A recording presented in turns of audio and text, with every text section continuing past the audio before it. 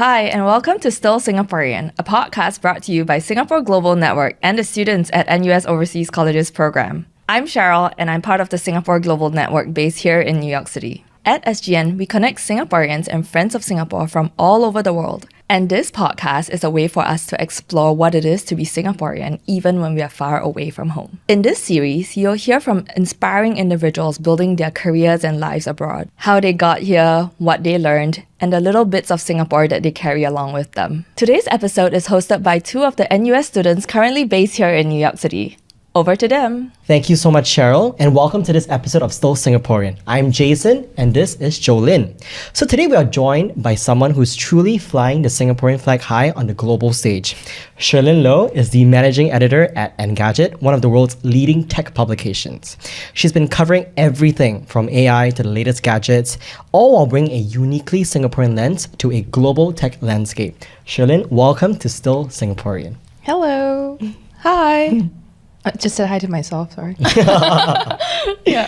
So it's such a joy to have you here. So you have spent so much time working overseas, right? Yeah. But I'm curious, do you still see traces of your Singaporean identity or upbringing in how you work today? Oh, and how I work? Yeah. I mean, I think more than ever, I think Singapore has really exploded in the international landscape, especially after movies like Crazy Rich Asians and really put the name or the Singapore identity out there in the international stage. And TikTok trials in the U.S. court. Senator, I'm Singaporean. Yeah, everyone's asking me questions, about Singaporean, like why is his name Show? Why isn't it like Chinese names? And so I have to answer these questions now. And it's really interesting because I never thought my Singapore identity would be an asset. And it has been, especially recently with the coverage of, all these companies from Asia.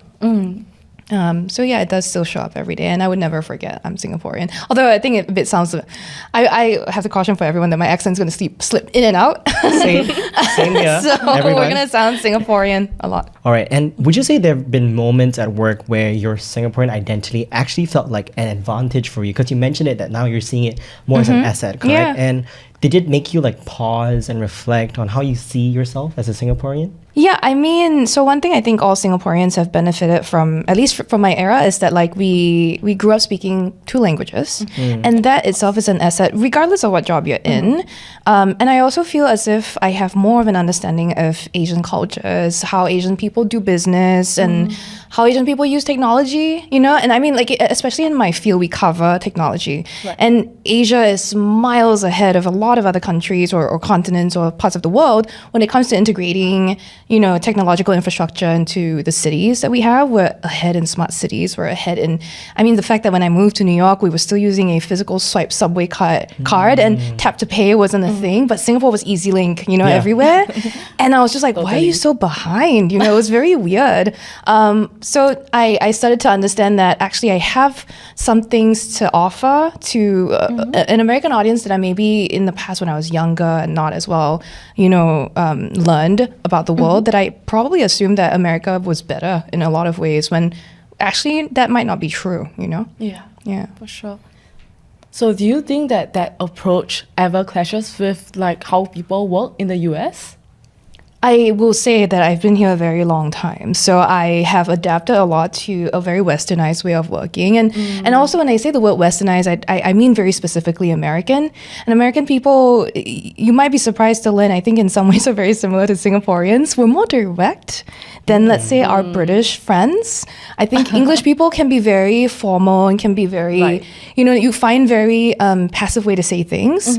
It can be more polite, but I think Americans cut straight to the point. Yeah. Singaporeans also, we can cut straight to the point, our choice of words, and hey, don't waste my time, tell me what, am I going to do this or not? Yeah, for sure. And Americans don't say it in that way, but will be in my email, I'll be very direct. I'll just be what's the deadline? I don't want to hi, to whom it may concern, I would need a window of time to meet to submit this file. So I think there's less of a clash nowadays. I did have to unlearn some very Singaporean ways. I think I just had a lot of fear I had to get over about not being good enough. And I think that's something I've come I through think now. that's something that we might want to expand into a bit later. So let's go back a bit. I know you've taken a bit of a more unconventional route, journalism, moving to the US, and a career that not many Singaporeans would, imagine for themselves. So you did journalism for your master's at Columbia. Yeah. And it's definitely one of the top journalism schools in the world, obviously. And actually, what made you come to the US to study? What was the main motivation that you would say? I think academic pursuit was one part of it. I think that I needed a career change. I was really looking at different journalism programs around the world, not just America, but in Australia and England as well. I think I was, I really wanted to tell stories of some of my fellow Singaporeans who may have had different struggles around, living in Singapore or, unique stories that Singaporeans can only tell perhaps. So that's one part of it. I think I also just, in my life was at a stage where I was, needing to explore different cultures as well. So I wanted to learn how to be in somewhere else. That was a huge part of it. But yeah, I think the journalism part of it is really wanting to tell social stories and that sort of stuff. Yeah, I think that's such a brave decision. Yeah. I don't think of it as brave. Right. So I think journalism isn't the most difficult path for Singaporeans, right? So you have to navigate any resistance, especially from your family, friends, partner. Yeah. Didn't have a partner when I was in Singapore considering journalism. Mostly family, yes. I think my parents were very easily convinced when I was accepted by Columbia, so there was not a lot of resistance there. But before that, the funny story is that my mom was the one who might have suggested journalism as a career for me. But I think she envisioned me in SPH, Straits Times. Typical Singaporean. Yeah. I was like, let's go. And then, and there was no way I was going to write for Zaobao. But, I don't have the Chinese language skills to do it. But I think once my parents, had the reassurance of there's a big name brand school behind this, they were fine with it. But I don't think they really understood the struggle of being a journalist because it's a very low paying job, but that consumes all of your time. And it truly, but I think everyone finds it impressive somehow. So I didn't get that much resistance, partly through a lack of maybe understanding really of the job, partly through it sounds so impressive. And then I think if they knew what I was setting myself up for, they might have had more concern over what I was doing. I think the biggest resistance came from, wait, what? You're going to live there and for so long? That's where the resistance comes in, yes. And what would you say was the defining factor that made you realize that, hey, actually maybe journalism is for me?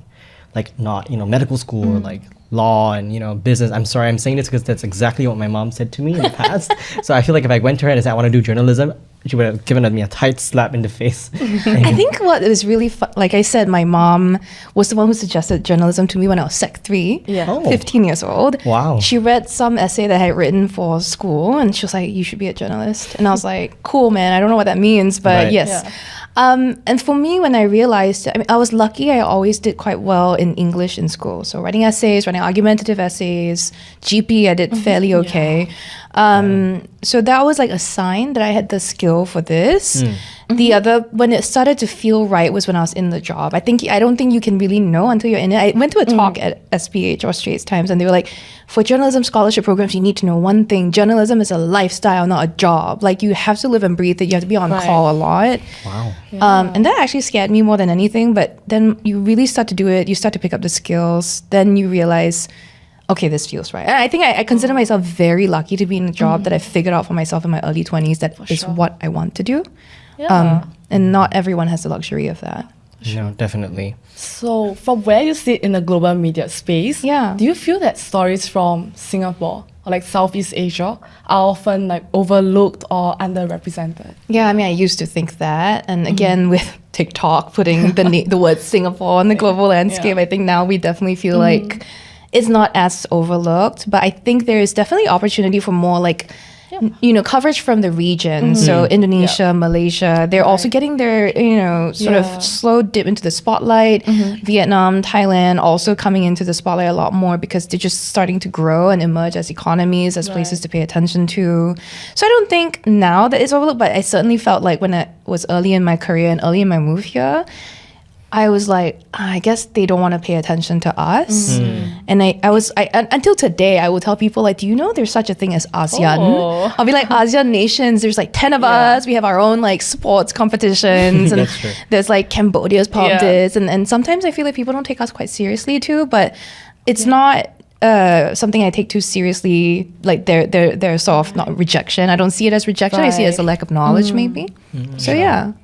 And I think now moving on to the point about you like moving to the US and everything, you definitely had to navigate like a lot of like cultural spaces and you know, even like code switching between like Singaporean, like sorry, the way we speak English at home, like Singlish and now American English, or even like different accents.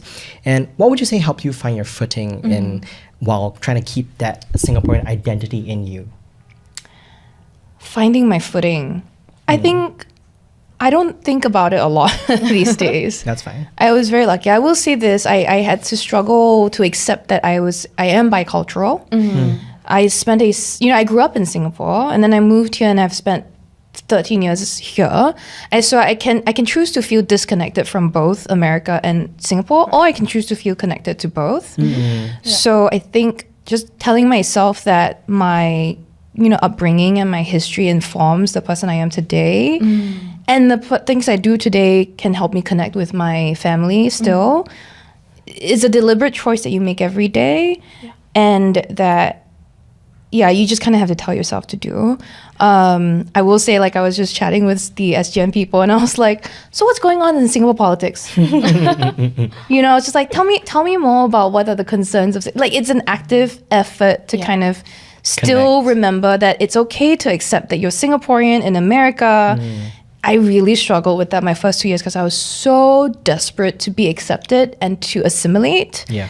And when I finally let that go and was like, I'm Singaporean, I'm never going to get this joke that Americans make about Seinfeld, like a TV show I've never seen growing up. I'll make all my under one roof jokes. Like, y'all will never You get never it. understand it. But my friends will, and that's where I get my joy. That's really it for me, Yeah, and you do it so naturally, like code switching. You think all code switching, Code switching. I think you do it so naturally. I cannot make any of it. So my favorite under one roof joke, which I don't know if you get because generational divide at this point, but I did watch it, just saying.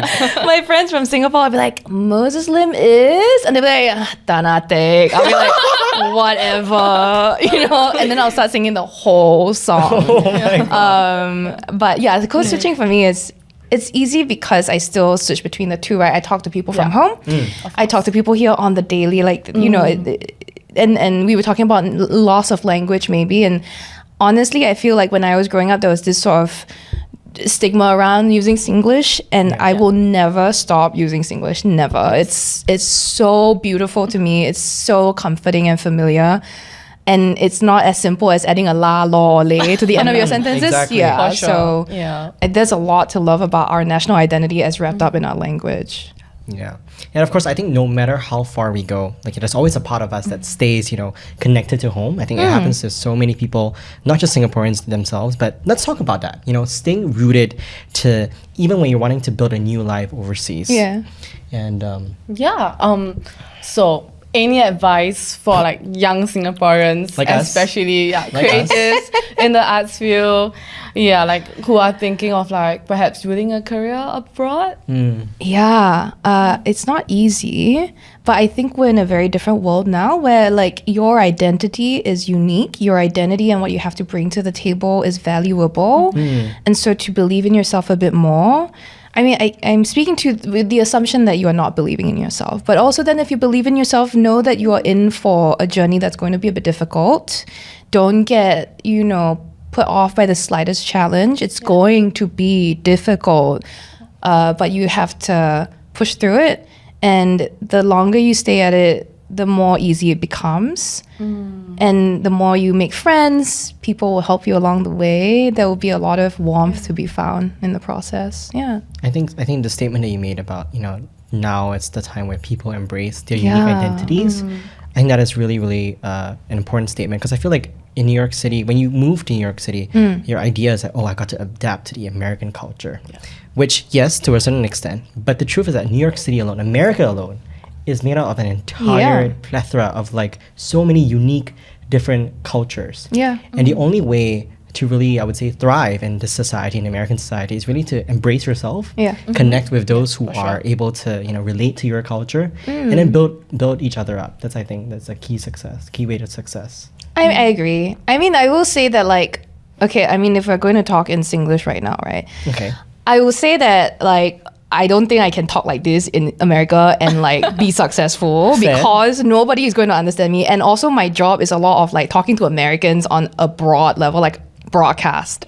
So they won't understand me if I talk like this. They'll be like, hey, what are you saying? Repeat yourself, repeat They're yourself. commenting like, what is Cherlynn saying? Correct. It's like, hey, what is she saying? Hey, fire her, lah, please. Like, please. But I mean, the difficulty, you have to find a middle ground. You cannot just give it up.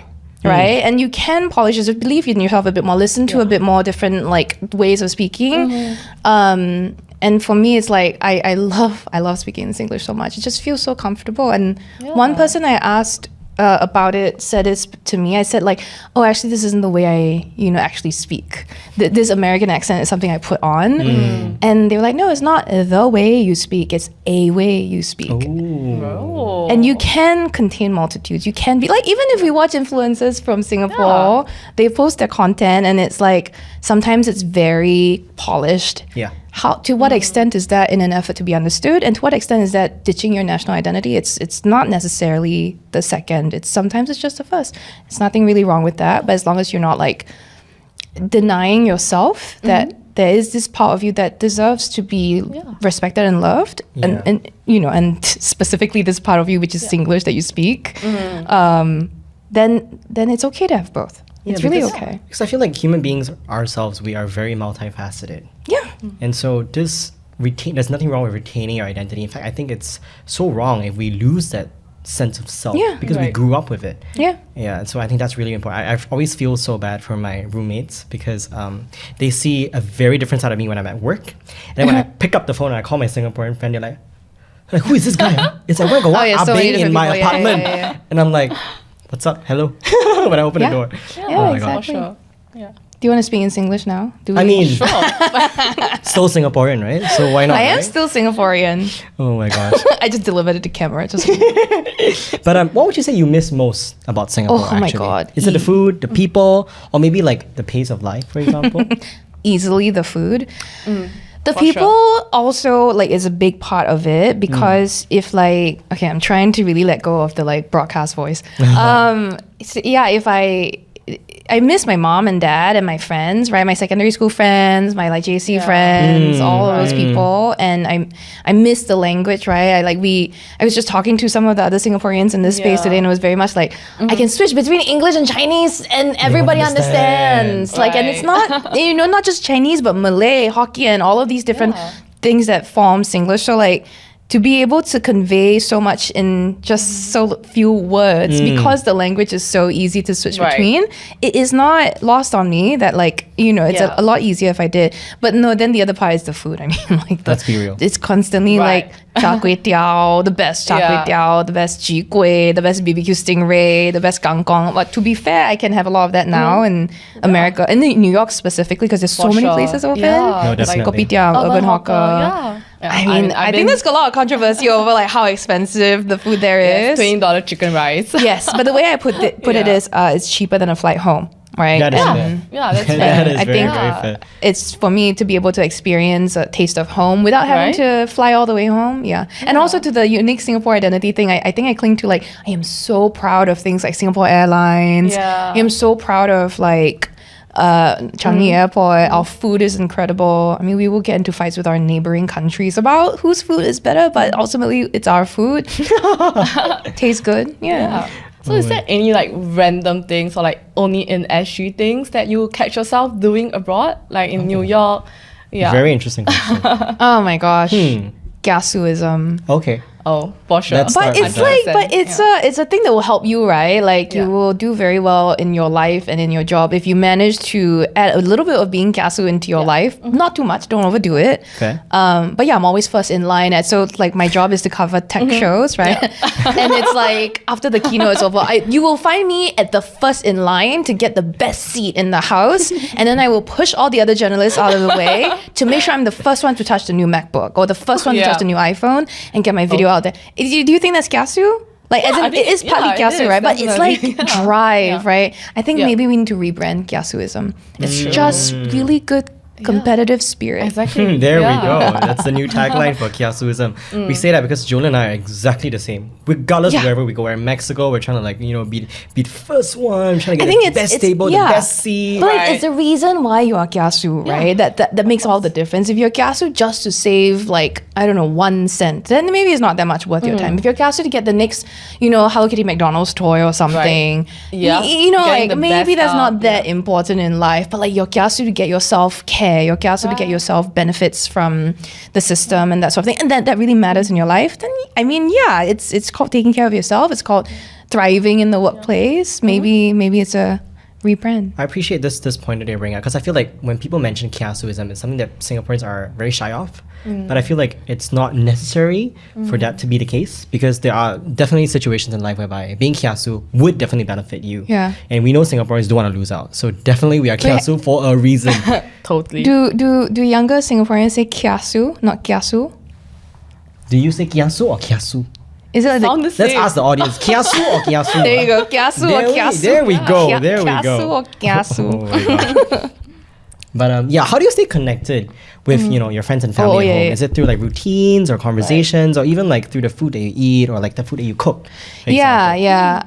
I know you're very curious about what I cook at home, which is not much. But when I do cook, I mean, look, I think what is really weird is that like 90% of my diet every single day in America now still is like Chinese food, still is like as much as I can Singaporean food. And it's not just Chinese food, but it's like very spicy food. One of my friends here has described, like, she was like, you have this very sophisticated palate, because I cannot stand food that is just one flavor and one flavor Same. throughout. In Singapore, Yeah. it's like there's depth. There's like That's a lot of true. different Yes, types that's true. of flavors in For one sure. dish. Yeah. The other way I was telling some of our friends here is that like I follow the our Singapore subreddit Oh. on Yeah, Reddit. I do too. That's, yeah. The best Jolynn way and to I were keep up talking with about news, this. yeah. Yeah, and like There we go. that's how I find out about all the gossip that's going on the Singapore political landscape, or like what else is, when did the MRT break down, and why did all these people congregate and that sort of thing. And then of course talking to my friends and family on calls and WhatsApp and that sort of thing is a day-to-day thing. I watch videos of my nephew and all of that. It's really great. I think it's really nice to see that even though you've moved to the US for almost over a decade now, that you're still subconsciously making so much effort to stay connected at home. Because I think when people have this perception that people move out of Singapore, they're like disconnected, they've flown off and they've flown away. But no, actually we still try our best to stay connected. Like, I subscribe to CNA on Telegram, I'll react to the Oh, and the messages. Singapore Global Network, The Singapore Global yeah. Network, of Yeah. course, and the Reddit pages and everything. So we still think about Singapore, guys. We didn't forget about our roots, like we're not running away. We're coming back, hopefully. But yeah. Yeah. Okay, so Cherlynn, before we let you go, we've got a quick fire round. Ooh, okay. So just say the first thing that comes to your mind. It's not Yeah. that easy. Ready? All right. Jolynn will start. Jolynn, Let's go. go. Favorite hawker dish? Oh, chai tao kueh, I guess. Very good. It was char kway teow, but Chai tao kueh, like black or white? white. Oh, not even yin Oh, yang. I'm team black. I'm yin yang, so I'm in the I middle. don't like sweet, savory food. I like savory food to be savory and spicy. Yeah. Okay. Carrot cake. There we go. Yeah. What is your go-to Singlish phrase? I don't think I can say it on this. Oh yeah. but I would say the clean version is like, I saw this on social media recently. Can is can. Oh, can is can. Oh, yeah, that's Also, true. my ham buay pai. Relatable. Oh, Yeah. Okay. okay. Favorite NDP song? Yeah. Can I pick 3? Oh, Sure. okay. Okay. You want to marry her? Let's go. Home by Kit Chan. Stand Up for Classic. Singapore. Wow, very love classic that. choices. And One People, One Singapore. One People, One Nation, One Singapore. It's all like, you can Yeah, tell how classics. old I am. Very from all classic. this. Yeah. Very, very, very classic. Oh my god. Okay, then what is one Singaporean thing that you wish existed in the US? It can be anything. I mean, How? Anything. I cannot choose between the food, the infrastructure, and Singlish. All of them. Tough It choice. should be the food, I think. Okay. Okay. Yeah. So more food. And speaking of food, what is your favorite Singaporean restaurant in New York City? Yes, I have one. Oh, in New York City. Kopitiam. I mean, kopitiam. it's not quite Singaporean. It's Malaysian, kind of. Yeah. Okay. and can I shout out a few? There's Nyonya. There's Urban Hawker doesn't count as a restaurant in my opinion. Yeah, it's a Yeah. food center, I guess. Yeah, so it's Nyonya and or Kopitiam. Okay. Yeah. Do you Love have? that. You said you have one, right? So which Yeah. is where's yours? Same as her, Which one? Kopitiam. Oh, yeah. Yes. Fun fact. Yeah. Cherlynn brought me to Kopitiam in 2022. I brought Jolynn to Kopitiam in 2025. there And you we go. all love Kopitiam, so shout out to Kopitiam. Mochi. That's an Get the endorsement. The mochi. mochi- Yes, it's so good. Okay, so we super endorse Kopitiam in We New got York. so excited over the mochi, Yes, guys. This in is crazy. Chinatown. And if you want to sponsor us, Kopitiam, please reach out to SGN. Thank you very much. And with that, Cherlynn, thank you so much for sharing with us your journey. You've really shown us what it means to really still be a Singaporean, no matter life takes you. And Yeah, and to everyone tuning in, don't forget to follow Still Singaporean for more stories of resilience, identity, and belonging across the globe. And yeah, till next time, stay grounded, stay curious, and always stay a little bit Singaporean. Yeah. see you More than a guys. little bit. Bye bye. Bye bye. Take care. See you.